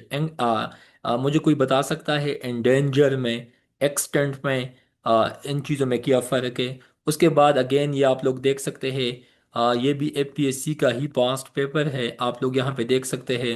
ठीक है। Food, air and water are. अभी मुझे आप बताओ कि प्री रिक्विजिट कैसे कहते हैं? नेसेसरी, एसेंशियल, इन तीनों में क्या फ़र्क है? अभी आप कहोगे कि सर ये तीनों तो मतलब कजन्स लगते हैं, नेसेसरी भी शायद इसका यही मतलब होगा, एसेंशियल का भी लाजमी यही मतलब होगा। इसी वजह से मैं स्टूडेंट्स को समझाते समझाते थक गया कि आप लोग अपने लिए ऑक्सफोर्ड डिक्शनरी ले। अभी क्लास के बाद आप जाए ऑक्सफोर्ड डिक्शनरी में देख ले कि नेसेसरी में एंड एसेंशियल या एसेंशियल में क्या फ़र्क है। आपको खुद फील होगा कि हाउ फूल वी वर, मतलब कि हमने अभी तक इन चीज़ों को इतने डिटेल में क्यों नहीं समझा। तो अभी आप लोगों के सामने मैं पूछता हूँ कि माइन्यूट डिफरेंस तो है ना। लोग तो कहेंगे कि सर ये तो एक चीज़ है, but it is not the same. ठीक है। तो इस तरह की चीज़ें एग्ज़ाम में आते हैं। ठीक है। अच्छा, उसके बाद आगे, अच्छा मैं वापस आता हूँ एक एक लफ्ज़ को। ये मैं आप लोग को जस्ट हेडिंग बताता हूँ, ठीक है, ताकि आप लोग को सिर्फ पता चले डोमेन्स का। जो अगला क्लास भी हम रखते हैं, एक स्टूडेंट ने कहा कि सर डिफरेंस बताए। तो एक, अच्छा जैसा कि बायोग्राफी एंड ऑटोबायोग्राफी में क्या फ़र्क है, एक्सटिंक्ट एंड एंडेंजर में क्या फ़र्क है। ठीक है। ये हर साल वर्ल्ड वाइल्ड लाइफ की तरफ से एक लिस्ट आता है, उसमें ये चीज़ें मेंशन है। But possessive pronoun, relative pronoun, demonstrative pronoun, इसके भी आगे एग्जांपल्स है ना। तो डिटेल में इंशाल्लाह नेक्स्ट क्लास में, बट आज के क्लास में जस्ट कोशिश यही है कि डोमेन्स आप लोगों को बता सकूं। ठीक है। उसके बाद ओके। अच्छा, एसेंशियल को आप इसको यूज समझ सकते हैं ना कि मिसाल के तौर पे एक चीज़ है ना मोबाइल फ़ोन, ये नेसेसरी है, लेकिन इसके बगैर ज़िंदगी फिर भी गुजर सकती है। एक बच्चे का सवाल है, तो प्लीज़ अभी आप सुन ले, ऐसा ना हो कि आप समझे कि सर को आता नहीं। अच्छा, एसेंशियल का मतलब यही है कि we can not survive without oxygen. Oxygen के बगैर आप चाहे या ना चाहे, यू कैन नॉट सर्वाइव। 3 दिन आप पानी नहीं पियोगे, डेफिनेटली यू विल डाई। 28 दिन, if suppose you will not eat food you will die. तो एसेंशियल का मतलब यही है जिसके बगैर आपका बिल्कुल गुजारा पॉसिबल नहीं है, ठीक है। हाँ मतलब शादी ज़िंदगी के लिए नेसेसरी तो है, लेकिन कोई ना करे तो कोई बंदा मरता तो नहीं है, ठीक है। एसेंशियल एंड नेसेसरी, ये जो है नेसेसरी में यही फ़र्क है, ठीक है। एसेंशियल को आप यूँ समझे कि लाजिम मलजूम है, पार्ट एंड पार्सल, ठीक है। पानी, ऑक्सीजन, फूड, ये कुछ बेसिक्स है, ठीक है, जिसके बगैर नो वन कैन सर्वाइव, ठीक है। अच्छा, उम्मीद है आप लोगों को कुछ ना कुछ समझ आया होगा। उसके बाद fill in the blanks with, again वही बात। उसके बाद फिलिंग द ब्लैंक्स अगेन, वही अगेन। उसके बाद ये कुछ इडियम्स है एपीएससी के पास्ट पेपर के, पीपीएससी के भी मैंने कुछ उठाए हैं। Cold comfort, inadequate consolation, a gold digger का मिसाल अभी जो मीडिया में स्कैंडल चल रहा है, ठीक है, वो मोमिना इकबाल साहिबा जो है, बाकी वो जो पंजाब असम्बली का जो है, ठीक है। मुझे इस बात पे इन पे मतलब हंसी भी आई कि चल दोनों का तो अपना अपनी ज़िंदगी है, जो भी थे आपस में। लेकिन मैंने कहा कि नुकसान एंड पे पंजाब के अवाम का है, क्योंकि वो कहता है कि मैंने इसको इतने मिलियंस या इतने पैसे दिए थे। मैंने कहा कि भाई इतने पैसे आपके पास कहाँ से आए, ठीक है। चल ठीक है, आपने इन्वेस्ट भी किए, लगा भी दिए, लेकिन आप ने मेंबर ऑफ प्रोविंशियल असम्बली है, तो मेरे ख्याल में वहाँ के अवाम को पूछना चाहिए कि भाई इतना पैसा अगर आपने इस बंदी पे लगाया है, चल जैसा भी है, लेकिन पैसा इतना कहाँ से आया, ठीक है। हलाल का पैसा तो बंदा इतना नहीं लगा सकता किसी भी पे भी। पर अगेन मैं इन पे यही कहूँगा कि ये पूरे मुल्क का यही हाल है कि हमारा पैसा कई दफ़ा किसी और जगह पे लग जाता है, ठीक है। सॉरी टू से, walk with God, live a Holi life, ठीक है। On the thin ice uncertain situation. उसके बाद अक्वीर फिश, सो एक्सेंट्रिक पर्सन, ठीक है। ये भी आप लोग समझ सकते हैं। उसके बाद हाँ ठीक है साकिब, मैंने नाम इसलिए नहीं लिया क्योंकि मतलब आपको पता है सीएसएस में ये इंस्ट्रक्शन दिया जाता है कि कुछ लोगों का नाम आप लोग नहीं ले सकते, वजूद के आपको पता भी होता है, ठीक है। But unfortunately it's a bad scene, क्योंकि यहाँ पे आप सच बोल सकते हैं, लेकिन हाफ बैक ट्रुथ, आधा सच बोल सकते हैं, ठीक है। क्योंकि एग्जामिनर एपीएससी का बंदा कौन है? हाँ, ओके। एपीएससी का एग्जामिनर कौन है आपको पता है? आप लोग गूगल पे जाके देख सकते हैं। तो उसको रिवोल्यूशनरी टाइप लोग, चेंज ले आने वाले लोग, ठीक है, इस तरह के लोग नहीं चाहिए उनको। वही लोग चाहिए जो कि वो कहते हैं कि yes sir they have to follow orders, और वो सवाल भी ना पूछे। तो मैं हमेशा से कहता हूँ कि इसका हरगिज़ ये मतलब नहीं है कि सिर्फ काबिल लोग क्वालिफाई कर जाते, कई दफ़ा अजीब अजीब लोग भी अब क्वालिफाई हो जाते। बाकी कमीशन, एनी कमीशन आप देख ले, डेट इज़ ऑटोनमस। ऑटोनमस जगह पे आप पूछ भी नहीं सकते कि भाई हाउ ही और she came, okay. Next one, choose the synonym of the words capitalized. Grateful, appreciative, gratified, delight, खुशी होना, imaginary, fictional, imaginative, insightful, negligent मतलब केयरलेस या इन अट्रैक्टिव। ये वोकेबलरी आप लोगों को फिंगर टिप्स पे आना चाहिए। उसके बाद रिस्पेक्टेड स्टूडेंट्स, आगे आप लोग समझ सकते हैं, ठीक है। अगेन सिमिलर मीनिंग, पेलिएट, एलिविएट, कम करना। उसके बाद आउटलैंडिश तो मतलब अजीब। Archipelago, clusters of islands. कोई बता सकता है कि दुनिया में सबसे ज़्यादा आइलैंड्स कहाँ पे मौजूद हैं? Any one in the class? हाँ यस, अच्छा कोई बता सकता है जनाब के? Yes, Anam Baloch, thank you so much. Indonesia, yes you. अच्छा कितने हैं ये कोई बता सकता है कि इंडोनेशिया में टोटल आइलैंड्स कितने हैं? आप लोगों ने तो एमपीटी देना है ना, शाबाश बताए कोई, any one, without AI and Google से जो हेल्प ना। अच्छा देख ले, चल ठीक है, ये आप लोग के लिए टास्क है। More than 7,000? नहीं यार इतना तो नहीं है, ठीक है। ये मेरे जो एमसीक्यूज लिस्ट है ना, आप लोग वहां पे देख सकते हैं, चल। ओके आगे सुने। अच्छा अगेन रिस्पेक्टेड कैंडिडेट्स, आप लोग, उम्मीद है यहाँ तक आप लोगों को बहुत कुछ समझ में आया होगा। अच्छा, which is the most suitable meaning of the given? यहाँ पे प्लीज़, कई दफ़ा एपीएससी आपसे ये भी पूछा जा सकता है कि जो अल्फाज आपको दिए होते हैं वो शायद ईडियम ना हो, शायद वो सिनोनिम ना हो, शायद वो एंटोनिम ना हो। वो आपसे कंटेक्स्ट में पूछे कि इसका क्या मतलब है। जैसा कि against one's grain, against one's nature, at once big and call, मतलब close by, bad blood, ill feeling, a dark horse, an unknown genius, ठीक है। to cut the guardian knot, ठीक है। उसके बाद to head below the belt, okay, to play ducks and drakes with money, to squander money। तो बस यही है ना, जो साकिब साहब का नाम आपने लिया उसने भी यही किया तकरीबन, to play with ducks and drakes with money, ठीक है। Okay, on the spur of the moment without getting any time to think. On the spur of the moment का भी यही मतलब है, वो कहते हैं ना कि बंदा मुंह में जो कुछ भी आए वो बकता है, मतलब बोल देता है। But one must be conscious if you have to tell something, if you have to write something. शायद अगला बंदा या बंदी ऑफेंड हो सकता है या हो सकती है, एनी हाउ। अच्छा, आप लोग देख ले, मैंने आज अपने, यकीन माने, अंत तक कोशिश की, सुबह से दोपहर तक के वो चीज़ें आप लोगों को एटलीस्ट अगर समझा ना सकूँ एटलीस्ट बता सकूँ।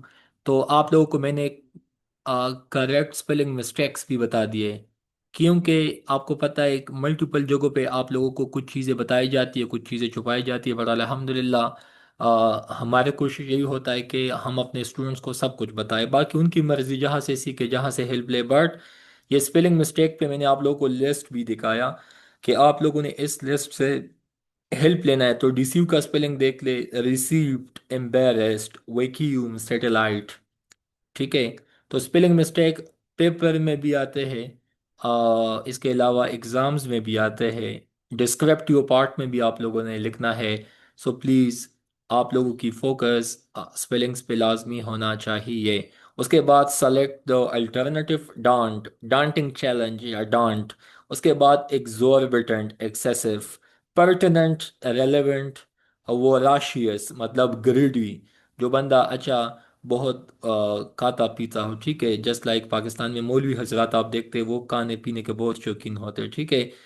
एनी हाउ, तो ये चीज़ें आप लोगों को पता चला, स्पेलिंग्स का भी पता चला, इसके अलावा पार्ट ऑफ स्पीच का भी बता दिया, ठीक है। अभी ये आप लोग आए देख रहे हैं, ये वोकेबलरी देख ले, शाबाश। Directions, in each of the following questions out of the given alternative. So आप लोग देख ले, यांक मतलब पुल। उसके बाद एरप्शन मतलब बर्स्टिंग इन। एक्लान, एक्लान का मतलब है टॉप, रैंकिंग। उसके बाद प्रीवी रिकेट मतलब लाई, झूठ बोलना। एक्सूड मतलब ऊज आउट, निकलना। वेंट मतलब ओपनिंग। ये वोकेबलरी शायद आपको आसान लगे, मुश्किल लगे, बट मैं तो इसलिए बताता हूँ ना कि मतलब ये चीज़ें for me it's very simple and easy, because repeatedly चीज़ों को देखता हूँ, समझाता हूँ, सीखता हूँ, सिखाता हूँ। तो आप लोग भी इनसे बोर ना हो, उनको मुश्किल ना समझे। इट इज़ इजी बिकॉज आप लोगों को अभी पता चला, इंशाल्लाह after a couple of moments या a few months, if suppose you focus with honesty, इंशाल्लाह यू विल बी चैंपियन। आप लोगों को बहुत कुछ आता होगा, इवन हमसे डबल, ट्रिपल, क्वाड्रपल। हम यही चाहते कि आप भी हमसे ज़्यादा सीखे, समझे।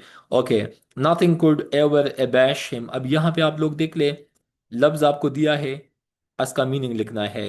अबेट, अबेट का मतलब है कम करना, सबसाइड, डिमिनिश, डाइमिन्यूट, रिड्यूस, डिक्लाइन।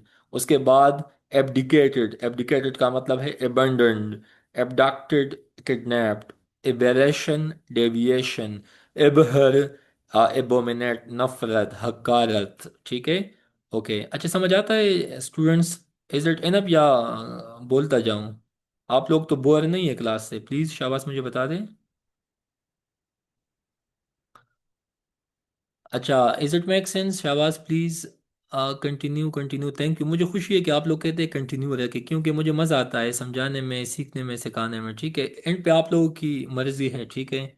हाँ, लेकिन ये चंद मोमेंट्स है, जितना आप लोगों ने सीख लिया बस गनीमत है, ठीक है। अच्छा, अच्छा, ठीक है, ठीक है, thank you. Okay, okay, sure, okay. अच्छा, नेक्स्ट आप लोग प्लीज सुने, शाबाश। नेक्स्ट आप लोग समझे, शाबाश। अच्छा, ये अगेन सिमिलर मीनिंग है, ये अल्फाज भी मैंने ऑक्सफोर्ड डिक्शनरी से लिया हुआ है। अच्छा, ये फार्मूला प्लीज लोग, आप लोग लिख ले, सन फार्मूला। सन तो आप समझते हैं ना, बेटे को कहा जाता है, लेकिन ये वो वाला सन नहीं है। आप लोगों ने अगर जनाब नरेशन समझना है, सीखना है, तो सन का फार्मूला याद लाजमी याद रखे। इसका प्रॉपर क्लास में मैं समझा दूंगा, but S for subject, O for object, N for no. ठीक है, तो फर्स्ट पर्सन के हिसाब से वो जब आप लोग चेंजेस ले आते हैं ना डायरेक्ट एंड इनडायरेक्ट स्पीचेस में, तो वहाँ पे ये सन फार्मूला इस्तेमाल होता है। आज मैंने आप लोगों को तीन फार्मूलाज बता दिए। एक ओसास्काम का बताया जो कि एडजेक्टिव में यूज़ होता है। एक एमपीटी फार्मूला बताया जो कि एडवर्ब में यूज़ होता है। एक सन फार्मूला बताया जो कि नरेशन में यूज़ होता है। उसके बाद रेस्पेक्टेड स्टूडेंट्स आप लोग आगे देख सकते हैं। ठीक है, आगे आप लोग देख लें। अच्छा, ओके। अच्छा, अच्छा, ये आप लोग लाजमी याद रखें, चूंकि डेज कम है, तो जब आप लोगों ने नरेशन में कुछ चेंजेस ले आनी है, तो दिस डेट में चेंज होगा, दीज दोज में, now then here will be change to there, ago before, thus change होगा सो में, हिंस चेंज होगा दिन्स में या तिन्स में, लेकिन most probably it is pronounced dins. Okay, next one. अच्छा, आगे आप लोग देख लें। अच्छा, ठीक है, शाबाश। अच्छा, अच्छा, यस्टरडे किस चीज़ में चेंज होगा? द डे बिफोर या the previous day. Tomorrow will be change to the next day. Last night will change to the previous night या the night before. And next night will be change to the following night. अभी जो एडीएसएफ था इसमें भी ये narration के आए थे। आपको जितना भी नरेशन के रूल्स का पता हो, ये चीज़ें आपको पता ना हो, you will not you will not opt for correct option. उसके बाद पैसिव आप इंट्रागेटिव किस तरह बनाना है? हु चेंज होगा बाय हुम में, हुम चेंज होगा हु में। लेकिन अगेन इसके आगे भी रूल्स हैं। इंट्रागेटिव सेंटेंस का, इम्पेरेटिव सेंटेंस का अलग से है, वो भी इंशाल्लाह हम समझेंगे। ये आप लोग देख ले। ये अगेन कोई प्रॉपर क्लास नहीं है, आप इसको यूँ समझे कि ये इंग्लिश के क्लासेस का एक डेमो क्लास है। इंग्लिश तो एक लंबी मतलब का कोर्स है, कंटेंट है, but again simple present change will simple past, present past, present past. ठीक है। अच्छा, ये आप लोगों को पता है कि ये चार के चार सेंटेंसेस आपके पास्ट में चेंज होते हैं। Again reported speech and reporting verb में क्या फ़र्क है, नेक्स्ट क्लास में समझा दूंगा। आज के क्लास में कैपिटलाइजेशन रूल्स प्लीज समझे। एपीएससी में ये भी पूछा जा सकता है, कई दफ़ा मिड ऑफ द सेंटेंस में कोई ऐसा लफ्ज दिया जाता है, आपको बताया जाता है कि इसमें पंक्चुएशन मार्क को देख लो। कैपिटलाइजेशन का जो फार्मूला है मेंस, आज मैंने आप लोगों को चार फार्मूलाज बता दिए। एक ओसास्काम का, एक एमपीटी का, एक सन का, एक मेंट का। मेंट पुदीनों को कहा जाता है। पुदीने का शरबत आप लोग पी सकते हैं अपने मैदे के बर्न के लिए, जलने के लिए, if you have stomach acidity. But आजकल कोल्ड ड्रिंक्स में भी मिंट आता है। सो आप लोग आ, अभी ईद में गोश्त खाने के बाद you can enjoy the mint flavour. तो मिंट क्या है? M for months, days and holidays. I for मतलब यहाँ पे सिंपल मतलब यही है कि प्रोनाउंस। ठीक है। N for names and nouns. T for titles. S for starting of a sentence. ये इसके अलावा भी कुछ रूल्स है, लेकिन ये शॉर्टकट मैंने लिखा है मेंट्स। आप लोगों ने कैपिटलाइजेशन को समझना है। Famous months, famous holidays, famous religions, famous cities, ये सब के सब नेम्स एंड नेम्स में आते हैं। मंथ्स जितने भी 12 मंथ्स है, इस्लामिक हो वेस्टर्न हो, जो भी मंथ्स है। उसके बाद डेज, पाकिस्तान में जितने भी डेज मनाए जाते हैं सब के सब आप लोगों ने कैपिटल फॉर्म में लिखना है। If you have to write in C S S ऐसे। स्टार्ट ऑफ सेंटेंस का तो यही मतलब है कि सेंटेंस का फर्स्ट लेटर कैपिटल होना चाहिए। रिस्पेक्टेड स्टूडेंट्स, ये अगेन आप लोगों के साथ कुछ इडियम्स है। अ पाइप ड्रीम का क्या मतलब है? Unattainable dream. यकीन माने सीएसएस जो है ये एक पाइप ड्रीम आजकल बन चुका है, बहुत मुश्किल आता है। इतने कम लोग पास होते हैं, इस पंजाब में लोग पास होके भी उनकी लोकेशन में फिर इशू आ जाता है। इसी वजह से अपने लिए प्लान बी भी रखे, वन पेपर एग्जाम्स पे फोकस दे। जितना बंदा सीएसएस में 4-5 साल लगाता है, मैं समझता हूँ कि अगर आप लोगों ने मतलब ठीक है जिस टीचर से आप सीखना चाहे, लेकिन मैं वन पेपर पे जितना मैंने काम किया हुआ है अल्हम्दुलिल्लाह, I am thankful to CSP. तो ये काम उनको भी अभी रियलाइज है। तो अगर आप लोग सही मानों में मुझे 3 मंथ्स टाइम दोगे, मैं चैलेंज के साथ, ओथ के साथ आप लोगों को कहता हूँ कि इंशाल्लाह you will qualify any grade 16 and 17 exam, but you have to do hard work day and night. क्योंकि वन पेपर में कुछ भी नहीं है, कुछ चीज़ें हैं बस, वो याद कर लो, कंसेप्ट बनाओ, जाओ सीट लो, एंजॉय यूर लाइफ। हाँ ठीक है, साथ साथ में C S S P M S के लिए भी you must continue your studies. लेकिन पाकिस्तान में ये one paper exam C S S aspirants को ऐसे लगते हैं जिस तरह गाली देना। यकीन माने लोगों को लगता है नहीं नहीं सर मैं तो सी एस एस करूँगा, ऐसी बनूंगा। अच्छा ठीक है, बन गए तो शुक्र है, ना बने फिर अल्लाह ना करे बनने को जिंदगी के किसी एस्पेक्ट में स्कूल टीचर का जॉब भी नहीं मिलता, क्योंकि हर साल मेरिट में नए नए लोग आते हैं, इतना स्कोर, वो तमाम चीज़ें। So again be realistic. आगे सुने जनाब, take a dim view of disapprove and criticize, all head and no cattle, all talks but no action.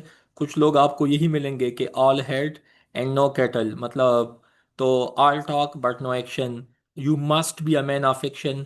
कुछ लोगों को मैंने देखा है, मैं नाम नहीं लेना चाहता, वो कहते हैं कि सर हमने सीएसएस पास करना है। मैं कहता हूँ कि चल आप कोई ना कोई और एग्ज़ाम तो भी दे। मैंने ऐसे लोगों को भी देखा है, अगेन सॉरी टू से, बहुत अच्छे अच्छे प्लेटफॉर्म पे now they are teaching online and on campuses, but यकीन माने they even not eligible to qualify even a single exam in life. तो मतलब मेंटोर भी आप बने, टीचर भी बने, सब कुछ बने, but you must not be all head and no cattle, all talk but no action. आप खुद भी कुछ बने, आप खुद भी, आपके पास अचीवमेंट्स हो, आपके पास कुछ हो, तब आप जाके ना from the position of strength you must talk. इसी वजह से प्लीज, आप जिस टीचर से जो कुछ भी सीखना चाहे, इट्स माय सजेशन, आप उनको कहें कि सर आपकी अपनी अचीवमेंट्स क्या है, आपने खुद कौन कौन से एग्जाम्स को क्वालिफाई किया हुआ है। इसी वजह से इंसान को तकब्बर से बचना चाहिए, बट इट्स अ रियलिटी कि most of the time people do lie, but I think it's not good. So आप लोगों को ये सजेशन है कि मार्केट में बहुत सारे मेंटोर्स मिलेंगे, लेकिन उनसे आप पूछे, उनके पास पीएचडी का सरकारी स्कूल का जॉब तक नहीं होता। तो मतलब दिस इज़ माई सजेशन कि आप लोगों को all talk but no action से बचना है। आप लोगों को अ मैन ऑफ एक्शन बनना है, खुद कुछ बनना है, उसके बाद दूसरों को बनाना है। तो यही हमारा मिशन है इंशाल्लाह, कि आप लोगों को हम उतना कुछ प्रोवाइड करेंगे डेट इंशाल्लाह you will be happy. Next one, ये कुछ present past and past participles है, आप लोग इसको भी समझे। Bleed blood blood, blow blue blown, उसके बाद बरिंग बराट बराट, ठीक है, उसके बाद बाय बाट बाट, ये तो चल आसान है, बट आल्सो मेमोराइज इट। ये 600 अल्फाज का कुछ प्रेजल वर्ब का लिस्ट है। अगेन कुछ स्टूडेंट्स कहेंगे कि सर ये क्या मजाक है, इतनी सारी चीज़ें कौन देखे। मुझे सुबह से काफ़ी स्टूडेंट ने कहा कि सर इतना डेटा कौन देखे, मैंने कहा ना देखे, ठीक है, मतलब ना देखे, बस यही मैं कहूँगा। तो आप लोगों ने देखना है। ये आप लोगों को पता है, जैसा कि लिखा है back down, backup, blow up. तो मुझे आप बताओ कि जब आप लोगों को ब्लो अप का पता ना हो, ब्लो अप डॉन में आता है। परसों जो धमाका हुआ था डॉन में आया था कि a huge blast blow up in Quetta Chaman Balochistan. Backup, आपके पास आपके टीचर का सपोर्ट एंड बैकअप लाजमी चाहिए, ठीक है। उसके बाद break into, enter forcibly, breakup, आप कहते हैं ना कि एक्स वाई जी का ब्रेकअप हुआ। Bring about, bring of, brush off, you must brush off. अभी आप मुझे बताओ कि अगर एक बंदे को आप कहो कि you must improve yourself, अगला बंदा कहे कि बेटा या बेटी ब्रश ऑफ, अभी आप कहोगे कि यार ये क्या सेंटेंस इसने बोला, इसको इतना अच्छा इंग्लिश आता है। उनको कुछ नहीं आता हो शायद, लेकिन उसको ये प्रेजल वर्ब बस उन्होंने सीखे होंगे। ये सेलिब्रिटीज के यहाँ भी यही मसला है, ठीक है। वो कुछ अल्फाज को उन्होंने बहुत अच्छी तरह सीख लिया होता है, and most of the time they utter, मतलब वही चीज़ें बार बार बोलते हैं, both Bollywood and Hollywood and even Lollywood. तो ये आप लोग लाजमी देख ले। Get over, get out, get on, get off, get in, get by, get back, get rid of, get together. मैं कहता हूँ ना स्टूडेंट्स को कि चल when you will qualify C S S इंशाल्लाह वी विल गेट टुगेदर, ठीक है। इस दफ़ा भी जिन जिन लोगों ने क्वालिफाई किया था last night they were met in Peshawar, जो केपी से स्टूडेंट्स थे, but again give in, give up, you must not give up, ठीक है। तो गिव अप का क्या मतलब है, क्विट। उसके बाद गो अहेड, प्रोसीड मतलब आगे जाओ, गो अवे बस इस काम को अबंडन कर दो, leave it, go back, return, go on, continue, go out. आप लोग हैं कितना अच्छा लगता है, कितने प्यारे सेंटेंसेस है। तो अगर प्रेजल वर्ब आपको याद नहीं है, then how you will qualify all these exams. उसके बाद important fixed prepositions, please note down it. Abstain का मतलब है, एब्सटेन के साथ हमेशा फ्रॉम लगेगा। accustomed के साथ टू लगेगा। Agree to a proposal, agree with a person. मिसाल के तौर पे आपको मैं जॉब देता हूँ, तो आप कहोगे कि सर ने मुझे एक ऑफर की है, एक प्रपोजल दिया है, तो आप लोग कहोगे कि I am agree to you. लेकिन जब आप किसी जब आप किसी के साथ, किसी इंसान के साथ, ठीक है, किसी रिश्ते नाते में या जो भी है, उसमें एग्री होते हैं, तो आप कहते हैं कि एग्री विद अ पर्सन, किसी शख्स के साथ, इंसान के साथ, ठीक है, किसी भी रिश्ते नाते में। बिलीव के साथ हमेशा इन आएगा। आई एम कैपेबल ऑफ, डिप्रायो ऑफ। ठीक है। मैं समझता हूं कि जिस बंदे को प्रेजल वर्ब कंसेप्चुअल फॉर्म में समझ में आ गए, जब वो बोलेगा तो लोग सुनेंगे, जब वो लिखेगा एग्जामिनर कहेगा कि इस इस स्टूडेंट को लाजमी क्वालिफाई करो। आप मुझे बताओ कि इन चीज़ों पे अभी तक अगर आप लोगों ने काम किया है, so it is appreciable, but if you have not work that much, तो मैं यही समझूंगा कि अभी भी आप लोग सेफ जोन में है। You still have a lot of time, you must focus on all these domains. ठीक है। तो यही था। एंड पे मैं यही कहूँगा, इंग्लिश में मैंने सबसे फर्स्ट क्लास में ये बात कही हुई थी कि मुझसे आप कुछ भी ना सीखे, आप आजमा के बताता हूँ, आप मुझसे इंग्लिश लाजमी सीखे। क्योंकि अच्छा, ये चीज़ मैं बताता चलूँ कि कई दफ़ा स्टूडेंट कहते हैं कि सर हमें सब कुछ तो सब एक साथ बताओ, इट इज़ नॉट पॉसिबल।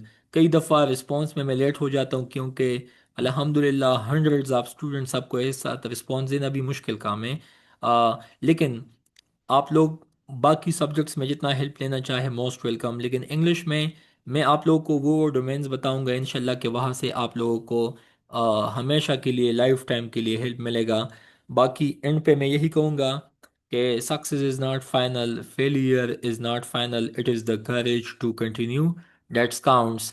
आप बिल्कुल ये ना देखें कि सर मुझे ये कुछ नहीं आता, मैंने पीएमएस फेल किया, मैंने सीएसएस फेल किया, मैंने ये एग्ज़ाम फेल किया, वो फेल किया, वो फेल किया। नो, आप लोगों को सीखना है। और जो बंदा सीखता है, यकीन माने, यूपीएससी का एक टीचर है, मैं नाम आप लोगों को भेज दूंगा। आपको पता है उसने 6 दफ़ा यूपीएससी एग्ज़ाम फेल किया। इंडिया में तो अटेम्प्ट्स वैसे ज़्यादा हैं, कमुलेटिवली आई एम टॉकिंग, उनके जो कम्पिटिटिव एग्ज़ाम्स होते हैं। उन्होंने कहा कि मुझे एंड पे लगा कि मेरी ज़िंदगी के 7 साल ज़ाया हैं। उसके बाद वो आजकल पूरी इंडिया में सबसे टॉप पे, जैसा कि पाकिस्तान में सीएसएस समझे, इंडिया में आप यूपीएससी समझे। मैं यही समझता हूँ कि पाकिस्तान का ये एक अलमिया है कि जो बंदा 6 महीने के स्टडी पे या चल जिस एज में भी सीएसएस क्वालिफाई करे, पूरा पाकिस्तान उनके पीछे लग जाता है कि ये मेरा मेंटोर है। मैं समझता हूँ वही बंदा आपको सही मानों में गाइड करेगा, जिस बंदे ने ज्यादा फेलियर देखी हो, क्योंकि उनको पता है कि उन्होंने जिंदगी में कितने धक्के खाए हैं, कितने फेलियर देखा है, अपने फेलियर से कितना सीखा है। तो आप लोगों को इस तरह के काफ़ी सारे टीचर्स मिलेंगे। अब्दुल रहमान साहब को आप लोग जानते होंगे, जो सी एस पीज अकेडमी पे नाउ दे आर डूइंग एवालुएशन।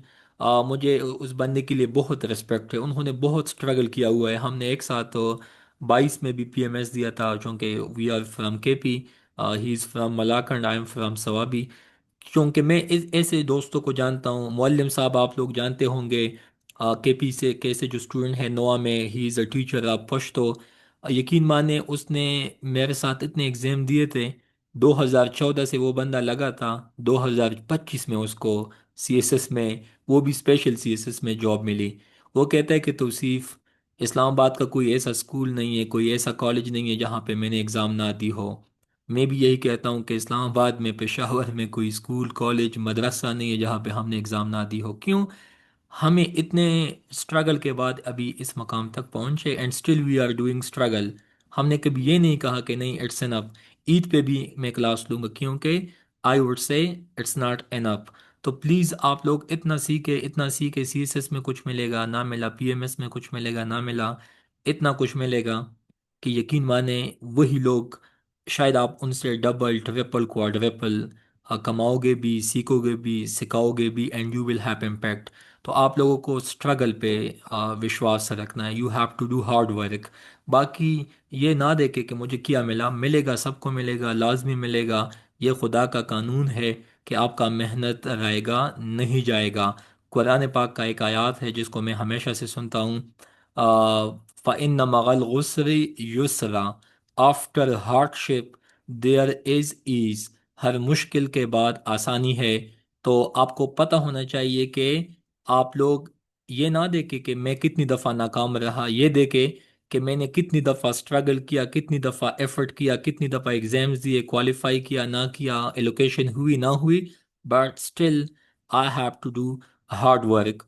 मैंने आप लोगों को यकीन के साथ कहता हूँ, I have 92 score in ministry of defence. मैंने तमाम के तमाम स्टेजेस जब क्वालिफाई किए, एंड पे नॉन रिकमेंडेड। मुझे दोस्त ने कहा कि Tauseef still you will live in Pakistan. मैंने कहा कि यार ये क्या मसला है, आगे भी हम एग्ज़ाम देंगे। लास्ट टाइम जब एडीएसएफ क्वालिफाई किया तो मैंने कहा कि इसके आगे भी हम इससे अगले अच्छे डिपार्टमेंट में जाएंगे, इससे अगले अच्छे डिपार्टमेंट में जाएंगे, पीएमएस में जाएंगे, सीएसएस में जाएंगे। बट द थिंग यही है कि आप लोग सीखने पे, अपने आप को इम्प्रूव करने में लगाए, अपने आप को एकेडमिक पॉइंट ऑफ व्यू से बेस्ट बनाएं, ठीक है। इंशाल्लाह मिलेगा, सबको लाजमी सब कुछ मिलेगा, इट्स माई बिलीफ। तो ये थे 73 स्लाइड्स। अच्छा, आप लोगों को कुछ ना कुछ समझ तो आया होगा, मुझे आप बताएं, is it make sense? Anam Baloch, अच्छा, एबिलिटी की क्लास कब होगी? मैंने तो आपको कहा ना कि मैं तो अभी भी आप लोगों के सामने हूँ, ठीक है। आप लोग टाइम दें, एकेडमी वालों को कहे कि क्लासेस का ड्यूरेशन ज़्यादा हो, तो मेरे साइड से तो कोई मसला नहीं है, ठीक है। अच्छा, आप लोगों को समझ कुछ आ गया? बाकी स्टूडेंट्स भी बताएं ना। उसामा थैंक यू, नजमा अच्छा थैंक। सर, मेरा एक सवाल है। अच्छा, एक मिनट। अच्छा, आपका सवाल है जी, बताएं। सर मैंने ये पूछना था कि मतलब वोकेबलरी देखो, 1500 वर्ड्स, 2000 वर्ड्स सिर्फ सिनोनिम एंटोनिम्स करने होते हैं, फिर इडियम्स 500,000 करने होते हैं, फिर 500,000 फ्रेजल वर्ब्स करने होते हैं, तो ये सब कैसे पॉसिबल होगा? मैंने आपको भाई एक बात बताई कि एक होता है ना, मतलब पास होना, एक होता है टॉप होना। अभी आप मुझे बताओ कि जिस बंदे को सारे आते, एक बंदे को हार्डली 1500 1000 तक आते, लेट सपोज उनमें से ना आया, फिर इसका मैं आपको एक सजेशन दूं कि सीएसएस ऐसे एंड प्रेसे के पेपर में स्पेशली, वहाँ पे 10 सिनोनिम्स आते हैं, 10 एंटोनिम्स आते हैं। एक बंदे को 20/20 आते, प्रोबेबिलिटी ज़्यादा है कि उनका स्कोर ज़्यादा आएगा। एक बंदे को 20 में से 10 आते, प्रोबेबिलिटी यही है कि उनका स्कोर कम आने के साथ साथ उनकी लोकेशन भी शायद उतनी अच्छी ग्रुप में ना होंगी।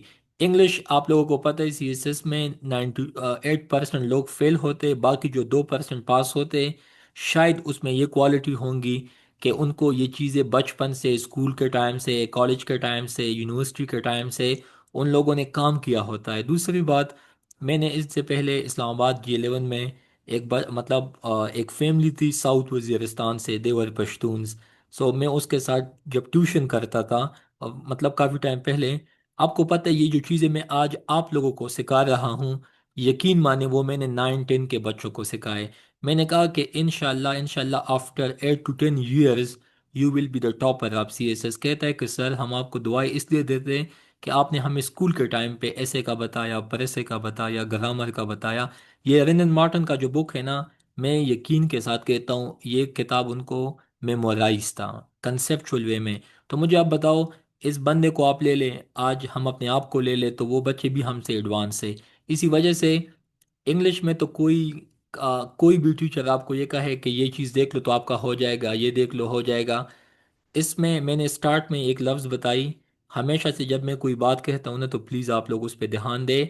A good reader is a good writer. मैंने ये लफ्ज़ क्यों कहा? मैंने ये क्यों कहा कि अपने लिए ऑक्सफोर्ड डिक्शनरी लें? मैंने ये क्यों कहा कि ये बुक्स देख ले, इसका मतलब यही है कि आप लोगों के पास इतना नॉलेज आएगा, इतना वोकेब आ जाएगा, इतना।